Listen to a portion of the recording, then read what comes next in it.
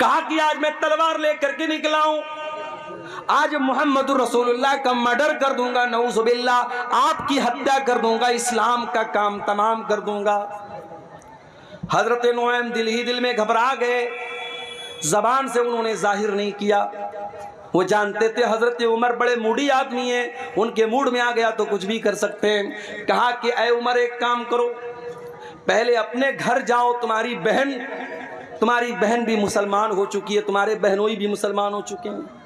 कहा अच्छा, मेरी बहन इस्लाम ले आई, मेरे बहनोई इस्लाम ले आए, अभी चल के बताता हूं। वहां से रास्ता बदल दिया। हजरत उमर कहां पहुंचे? बहन के ससुराल पहुंचे, बहन के घर पहुंचे। अंदर बहनोई कुरान की तिलावत कर रहे थे, कुरान पढ़ रहे थे। हजरत खब्बाब रजी अल्लाह ताला अन्हु उनको कुरान पढ़ा रहे थे। हजरत उमर ने दरवाजा खटखटाया, बहनोई ने अंदर से पूछा कौन? कहा कि मैं उमर इब्ने खत्ताब। जल्दी से कुरान को छुपाया गया, दरवाजे को खोला गया। हजरत उमर ने कहा, मुझे पता लगा है तूने इस्लाम को कबूल कर लिया है मेरी बहन, इतना गलत काम तुमने कैसे कर दिया? इतना कहने के बाद अपनी बहन को मारने लगे। बहनोई बचाने के लिए आए, बहनोई को भी मारने लगे। हजरत खब्बाब तो एक कोने में छुपे हुए थे। बहनोई भी लहूलुहान, बहन भी लहूलुहान। बहन ने कहा कि ऐ उमर, कान खोल करके सुन ले, जितना मारना है मार ले, जितना सितम करना है सितम कर ले। ऐ उमर, अब इस्लाम हमारे दिल के अंदर दाखिल हो चुका है, अब तो इस्लाम को हमारे दिल से नहीं निकाल सकता। हजरत उमर सोचने पर मजबूर हो गए कि वो बहन जो कल तक अपने भाई की आंखों से आंखें मिला करके भी बातें नहीं करती थी, आज कितने धड़ल्ले से मेरी बातों का जवाब दे रही है। इतनी हिम्मत मेरी बहन के अंदर कहां से पैदा हो गई? कहा अच्छा बहना, ये बता, वो जो तू कलाम पढ़ रही थी, कुरान पढ़ रही थी, क्या मैं भी पढ़ सकता हूं? कहा नहीं, तुम नहीं पढ़ सकते, तुम नापाक हो, जाओ पहले गुस्ल करके आओ। हजरत उमर ने गुस्ल किया, पाक साफ होकर के आए, कुरान उनके सामने रख दिया गया और कुरान की सूरह ताहा की आयतें उन्होंने पढ़ी। ताहा मा अंज़लना अलैकल कुरआन लितशक़ा इल्ला तज़किरतल लिमन यख़शा। हजरत उमर पढ़ते चले जा रहे हैं, कुरान की आयतों को पढ़ते चले जा रहे हैं और उनके सीने में जो दिल था वो इस्लाम की तरफ माइल होता चला जा रहा है। जब तिलावत खत्म कर चुके, कहा कि ऐ मेरी बहना, ये अल्लाह का कलाम है, मैं भी इस पर ईमान लाना चाहता हूँ, मैं भी इस्लाम कबूल करना चाहता हूँ, मैं भी मुसलमान होना चाहता हूँ। हजरत सईद बिन जैद उनके बहनोई थे, उनको लेकर के दारे अरकम में पहुंचे, जहां अल्लाह के नबी अपने सहाबा को लेकर के छुपे रहते थे और इस्लाम की वहीं पर तबलीग करते थे। दारे अरकम में पहुंच करके हजरत उमर ने दरवाजा खटखटाया, अंदर से पूछा गया कौन? कहा कि मैं उमर बिन खत्ताब हूं। अंदर सहाबे किराम डर गए कि अरे उमर आए, पता नहीं क्या इरादा लेके आए।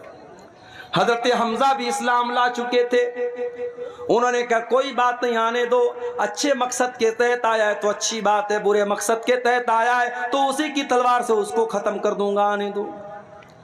दरवाजा खोला गया, हजरत उमर फारूक रजी अल्लाह ताला अन्हु अंदर आते हैं और अल्लाह के नबी के पास आकर के कहते हैं अशहदु अल्ला इलाहा इल्लल्लाह व अशहदु अन्नका रसूलुल्लाह। ऐ अल्लाह के नबी, मैं कोई दुश्मनी करने नहीं आया, मैं कोई मर्डर करने नहीं आया, मैं कोई हत्या करने नहीं आया, मैं अल्लाह की तौहीद का ऐलान करता हूँ और मैं आपके रसूल होने का ऐलान करता हूँ। अल्लाह के नबी ने अल्लाह का शुक्र अदा किया, क्योंकि आपने अल्लाह से दुआ की थी कि ऐ अल्लाह, तो दो लोगों में से किसी एक को इस्लाम की तौफीक दे दे, चाहे उमर बिन हिशाम को, जिसको अबू जहल कहते हैं, उसको तो इस्लाम की तौफीक दे दे, चाहे तो उमर बिन खत्ताब को दे दे। अल्लाह को उमर बिन खत्ताब पसंद थे, अबू जहल पसंद नहीं था। अबू जहल को ईमान की दौलत नहीं मिली, हजरत उमर को मिल गई। अल्लाह के नबी ने अल्लाह का शुक्र अदा किया और मुसलमानों ने मिल करके नारे तकबीर लगाया, इतने जोर से नारे तकबीर लगाया कि पूरी मकान की छत पूछ गई।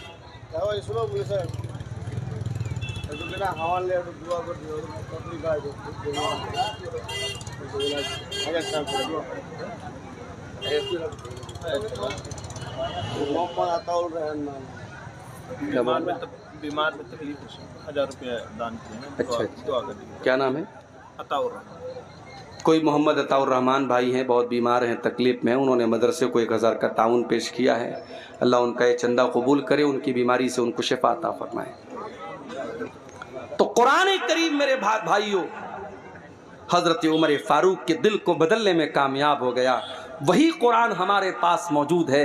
ये कुरान हमारे ऊपर क्यों असर नहीं डाल रहा है? नमाजों में कुरान पढ़ा जा रहा है, तरावी में कुरान पढ़ा जा रहा है, तकरीरों में कुरान पढ़ा जा रहा है, जुमा के खुतबों में कुरान पढ़ा जा रहा है, मगर दिल के ऊपर कोई असर नहीं हो रहा है। आओ मैं जवाब देता हूं।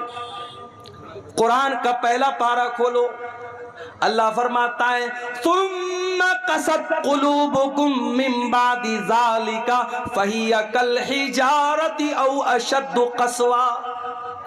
ऐ यहूदियों, तुमने इतने गुनाह किए, इतने अल्लाह को नाराज करने वाले काम किए कि तुम्हारे दिल कठोर हो गए, तुम्हारे दिल सख्त हो गए, इतने सख्त हो गए फहिया कल हिजारति औ अशद्दु क़स्वा, तुम्हारे दिल पत्थरों के जैसे कठोर हो गए, पत्थरों से ज्यादा सख्त हो गए तुम्हारे दिल कठोर हो गए हमारे। इस दिल पर अब कुरान का कोई असर नहीं हो रहा है मेरे भाई। इस कुरान को सुन करके डाकू लोग ईमान ले आते थे। फुज़ैल इब्ने अयाज़ नाम का एक डाकू, जिसका काम लोगों के मकान की छतों पे जाकर के छापा मारना और डाका डालना है। फुज़ैल इब्ने अयाज़ डाका डालने के लिए एक मकान की छत पे कूदता है। रात का सन्नाटा है, रात का टाइम है। फुज़ैल इब्ने अयाज़ डाका डालने गया है, चोरी करने गया है, माल हड़पने गया है। वो रात के सन्नाटे में कोई अल्लाह का बंदा कुरान की तिलावत कर रहा था और कुरान की आयत फुज़ैल इब्ने अयाज़ के कानों में पड़ जाती है। अलम यानि लिल्लज़ीना आमनू अन तख़शा क़ुलूबुहुम लिज़िक्रिल्लाह, क्या ईमान वालों के लिए अभी वो समय नहीं आया, वो टाइम नहीं आया, वो वक्त नहीं आया जब ईमान वालों के दिल अल्लाह का कलाम सुन करके पिघल जाए। जब ये आयत सुनी फुज़ैल इब्ने अयाज़ ने, फौरन उसके दिल पर असर हुआ। डाकू है, चोर है, डाका डाल के अपना खर्चा चलाता है। कुरान की आयत सुनी, डायरेक्ट दिल पर असर हुआ। उसने कहा नहीं है अल्लाह, टाइम आ चुका है, टाइम आ चुका है अल्लाह, मैं तौबा करता हूं तेरी बारगाह में, आज के बाद चोरी नहीं करूंगा, आज के बाद डाका नहीं डालूंगा।